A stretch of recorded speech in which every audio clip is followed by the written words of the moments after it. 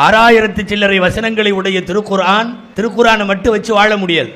அல்லாஹ் நினைச்சிருந்தா ரசூலை ஒரு கற்பனைக்கு நபியை அனுப்பாமல் குர்ஆன் மட்டும் வந்திருந்தால் நம்மளால வாழ முடியாது.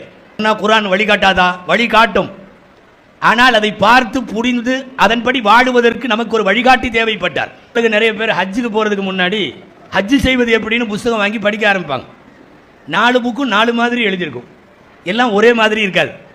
இவர் படித்து முடிச்சுட்டு காபத்துல்லாவில் உள்ளூரை தான் சுற்றிக்கிட்டே இருக்கணும். ஏன்னா புஸ்தகத்தை பார்த்து மட்டும் படித்து அவரால் ஹஜ்ஜு செய்ய முடியாது. அதனால தான் கைடுகள் தேவைப்படுகிறார்கள். போய்விட்டு வந்தவர்கள் சொல்லிக் கொடுத்து தான் புரியுமே ஒழிய புத்தகத்தை மாத்திரம் படிச்சுட்டுனா குழப்பம் தான் மிஞ்சும். அல்லாஹ் இந்த உலகத்தில் உலகம் உருப்படுவதற்கு 2 வழி வைத்திருக்கிறான். ஒன்று கிதாபுல்லா என்று பெயர், இன்னொன்று ரிஜாலுல்லா என்று பெயர். கிதாபுல்லா அல்லாஹுடைய வேதம், ரிஜாலுல்லா அல்லாஹுடைய மனிதர்கள். அப்படின்னா தீர்க்கதரிசிகள், நல்லோர்கள், நாதாக்கள். அதில் உச்சகட்டத்தில் இருப்பது எபெருமானார் முஹம்மது ரசூலுல்லாஹ் ஸல்லல்லாஹு அலைஹி வஸல்லம்.